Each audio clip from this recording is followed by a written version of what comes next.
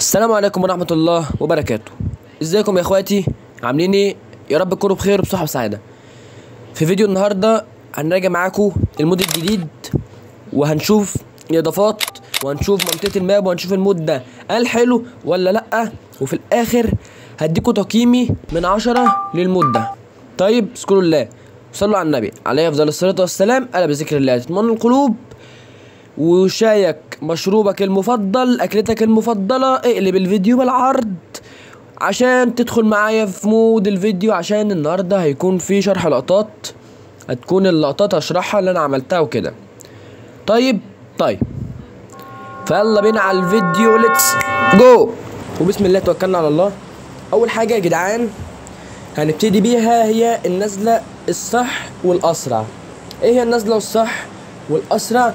هتنزل قرابة ال700 كده، بس يعني مثلا 820 810 كده زي ما انا نزلت دلوقتي. بص قرابة الايه ال700 810 820 830 بالكتير قوي، فاهم؟ بس ما تنزلش عن ال700 وما تطلعش عن ال820. بلاش 830 عشان ممكن تكون اكتر شويه، ان انا حاليا نزلت زي ما انتم شايفين كده. تمام، بتنزل زي ما انت كده، زي ما انت شايف اهوت. شوف انا بنزل ازاي. كل ما بقرب من المود بروح ايه لافف الشاشه كأن انا ببص لتحت اكتر. فاهمين انا قصدي ايه؟ يعني انا جايب الشاشه يمين، كل ما اقرب من المود انزل الشاشه اكتر. فاهمين انا قصدي ايه؟ بلف الشاشه اكتر واكتر. طيب انا هنا لقيت ان في هنا شباك، انا لمحته كده بالصدفه، رحت نازل فيه. اول لما تنزل جوه، وساعات بتنزل بره وتدوس تسلق عشان تخش جوه كده، عشان تدخل وكده. ممكن تيجي معاك وممكن تيجي معاك كده عادي، ما فيش اي حاجه. بس هو المكان ده انا شفت ان هو ايه ما فيهوش حد، ممكن يكون نزلوا من الناحيه التانيه عادي، بس انا نزلت من هنا تمام. بس تقريبا مش من الناحيه التانيه، اعتقد ان مش من الناحيه التانيه. طيب سامع واحد قدامك طبعا لذيذ جميل عسل، بيضرب واحد بالشوت جن، انا مش عارف بيضرب على مين ده بالشوت جن. فرميت عليه نيد، واحد جالك طبعا ده اكيد استلم النيد فتدمج، فتطلع له كده معاك اوزي، هتسيبه كده وهو متدمج باذن الله. طيب خدنا فتره من ده عشان ده معاه بدل السلاح وبيضرب على الناحيه الشمال مش عليا، انا كنت على اليمين. فاهم الحاجه؟ فطلعت له البرون ده غلط بصراحه، ولكن والجامب اللي هو عمله ده غلط اكتر من البرون. طيب كان المفروض ان هو يعمل ايه؟ كان المفروض ان هو يضرب ويخش، ولما هيلاقيني عملت برون كان على طول يطلع بجامب على الناحيه الثانيه. خلاص انا كده مت. بس هو غبي وانا اغبى منه بصراحه ان انا عملت البرون ده. والله العظيم يا جماعه مش عارف، البرون ده بقى ادمان عندي، عايز ابطله مش عارف، بس انا اتعودت على كده. فمش هنخش في تفاصيل كتير ما علينا. لقينا ما شاء الله الله اكبر واحد حازق جميل لذيذ عسل تحت حازق. اول لما بفنشهم لقيته في وشي، الاصوات كتير وانا مش سامع حاجه، والله اكبر بسم الله ما شاء الله الله اكبر. فنخش على اللي بعده عشان نشوف الاضافات ونشوف الخ.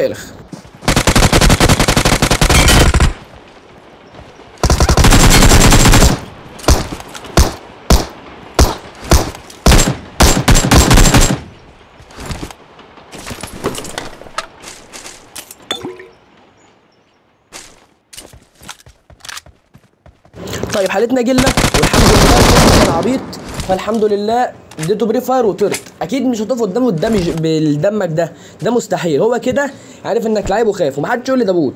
انت شفت الضرب بتاعه ازاي؟ ده مش بوت. فهنا هيلت يا معلم واستنيته، بروح على الخفيف اللي هو ايه بماطل. فاهمين حاجه؟ مماطله لحد ما هو ايه اللي يجيلي. هو انا ايوه ما انصحكش انك تلعب باللعب ده، لان انت كده بتلعب دفاعي، فاهم؟ انا ما بحبش عن نفسي اكون دفاعي، ولكن انا ما اضمنش يعني لقيته ضرب بالطريقه دي. وغير كده مش عارف السلاح اللي كان معاه بكيسي ولا البس السلاح اللي كان معاه ده. فلا البكيسي حرفيا بقى قوي قوي جدا في التحديث ده، وفي التحديث اللي فات كمان بقى قوي قوي جدا. فاطلع له ببكيسي هتلاقيه طشر الطلق في وشي، مش هيبطل بري فاير، اروح انا اموت. فلا انا ما اضمنش، فعشان كده خليته هو اللي يجي لي. ولكن ستيل هتلعب دفاع دايما وكمبره وحزق وتبقى خايف ومش عارف، حتى لو مش بتحزق يا عم، بس بتفضل، حتى لو مثلا بتفضل تتحرك والكلام ده كله في كفرك ومستني دايما الخصم هو اللي يجيلك، عمرك ما هتتطور. لازم انت اللي تلعب هجوم عشان تتطور. ما ينفعش دايما كل حاجه دفاع دفاع دفاع. ده في حتى يا راجل مثل بيقول لك افضل وسيله للدفاع هي الهجوم. هل في مثل بيقول لك افضل وسيله للهجوم هي الدفاع؟ ما بتلاقيهاش. فيا جماعه بالله عليكم بطلوا في اللعب ده. يعني انا هو اتعملتها عشان اخفت من اللي قدام عشان معاه بكيس، عشان البكيس قوي تمام، مع اني مدمجه ومش عارف والكلام ده كله، بس هو كمان زي ما انا هيلت كمان تلاقيه هو هيل كمان، فانتوا فاهمين. وغير كده بصوا يا جدعان الاضافه دي جميله جدا قوي قوي قوي قوي قوي قوي قوي قوي، جميله قوي، بس المشكله وقتها ضعيف. يعني جميله قوي، جميله جدا يا جدعان، بس المشكله اللي هو ايه، مشكلتها ان هي وقتها ضعيف، اللي هو قليل وكده. رقم 2 ان اسمه ايه ده، لما تيجي تمسك السلاح مش عارف بيحط لك السلاح لسه، بيحط لك السلاح في جنبه ومش عارف ايه، واسمه ايه ده، طريقه عشان تمسك السلاح بسرعه هو انك تفتح الشنطه وترميها مكان ما بتلاقي المسدس مكان بتلاقي السلاحين والمسدس والطاسه، هتلاقيها جنب الطاسه كده بشويه. اسمه ايه ده، لو انت مثلا طاير وكده هترميها هتلاقي على طول قفش السلاح، ولكن انزل بقى دور عليها. بعد ما تخلص بقى الفايت والكلام ده كله محتاجه انزل دور عليها، الله اعلم بقى تكون انت اصلا فاكر انت رميتها فين ولا تكون نسيت. تمام. فانا ما جربتش بصراحه، ولكن انا اعتقد انك عشان تشيل السلاح بسرعه من غير ما ترميها، هو شايف البتاع اللي انت بتدوس عليها عشان تمسكها دي، عشان تخليه بدل ما يمسك السلاح او يمسك ايده كان مكان الندات. انتوا فاهمين القصد ايه كده. فاللي هو ايه، لما تكون مشغلها تدوس عليها بحيث ان هو يلغيها بسرعه. انا ما جربتش ولكن هجرب، بس انا ده اللي انا شايفه، اللي هو ايه، انت لسه هترميها وتجيبها تاني حوارات، الله اعلم مثلا اكون فاكر ولا لا. فاهمين؟ ممكن حد مثلا كمان يجي من بعيد كده، اللي هو غير الفايت اللي انت فيه، لو انت مثلا بتفايت 1 2 3 4 واحد تاني يجي، او مثلا لو في سكواد مثلا وانت في عمال سكول فوق، وانت مثلا طرت على السطح عشان تمسك سطح هم جوه العماره مثلا والكلام ده كله، فرحت وانت بتطير عشان اللي هو ايه تمسك السلاح بسرعه، رحت رماه في الارض. افرض مثلا واحد خرج من العماره وانت بتفايت مع اصحابه، يعني مثلا وانت بقى واقف على السلم ورميتها تحت والكلام ده كله، بتفايت انت مع اصحابه، واحد راح واخدها راح طاير بيها، راح طالع لك في السطح، راح نازل عليك وانت بتجيب صحابه مثلا وانت واقف على السلم ومستقنيس واخد وضعك والكلام ده كله. فانت فاهم انا قصدي ايه؟ فعامة دي وجهة نظري، والله اعلم كل واحد وجهة نظره ايه، بس ده انا وجهة نظري لو نفعت اصلا الطريقة اللي بقول عليها دي اصلا. بس هو عامة الطرق دي يعني مثلا انك تبنيها وتطلع مثلا على سطح عمارة سكول وتنزل تفايت، ممكن فعلا واحد يطلع ياخدها بالجبهة مكان ما انت رميتها يلاقيها ياخدها ويطلع لك على السطح. انت فاهم؟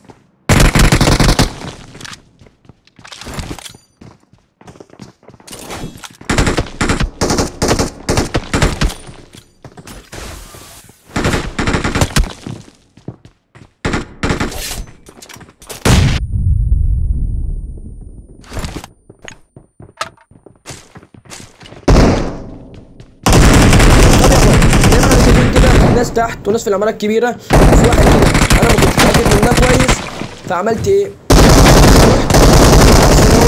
عشان لو موجود وكده يضرب، فضرب عليا، فانا رميت له مولوتوف ورميت النيد على السن ايه اوديها له، فده جه في وقتها اديتها له وخد طلقتين مات. اللي تحت جاي يضرب عليا، لازم ما تحلوش. ليه بقى؟ لانهم مش مع بعض، بس سبحان الله كلهم عليا انا، ما تعرفش ازاي وفين ومنين، ما تعرفش. هتقول لي ليه؟ هقول لك لانه كان بيضرب على الواد اللي قدامي اللي انا نوجته ده، اللي هو اديته النيد على اخر لحظه. ولازم تركز كويس، انا هنا لو ما كانش عندي ثبات انفعالي كان زماني ضربت النيد عند الواد اللي كان حازق فوق واللي تحت كان جابني، بس انا عندي ثبات انفعالي وردة فعل. فاول لما لقيت ده تحت طالع لي كده واخد ثقه ومش عارف ايه، على طول يا باشا تعالى استلم النيد. فاللي فوق ده حازق، ماله بقى حازق ومش عارف ايه، مش فاهمين يعني ايه حازق، يعني كمبور وما شاء الله حازق جميل، طبعا كلكم هتفهموني يا جماعه. فمش هطلع له كده دايركت، هيبقى اكيد ماسك سلم. بص الزاويه اللي بديه منها النيد عشان ايه؟ لو هو ماسك سلم من فوق وكده او ماسك اوضه فالنيد تجيبه او حتى تدمجه او تعمل اي حاجه، بس ده مش عارف جايب الاماكن اللي بيجيبوا الاماكن دي منين ما تعرفش. فهنا بتطلع لازق في الحيطه. ليه لازق في الحيطه؟ عشان هو ممكن يبقى ماسك الزاويه اللي هي اليمين بتاعت السلم دي، فاهمين حاجه؟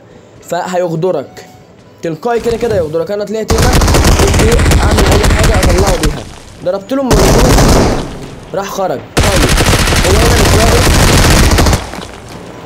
مش واقف اللي هو ايه، ما كانش واقف على السلم، فتلقائي بتعمل ايه؟ تروح يمين وتروح طالع له شمال. البرون ده غلط، تاني مره البرون ده غلط، مش فاهم، ما بتعلمش والله العظيم. يعني ده انا كرهت حالي يا راجل، تفوق على ده مخ. ما بتعلمش، دايما بموت بسبب البرون برضه، ما بتعلمش عشان غبي.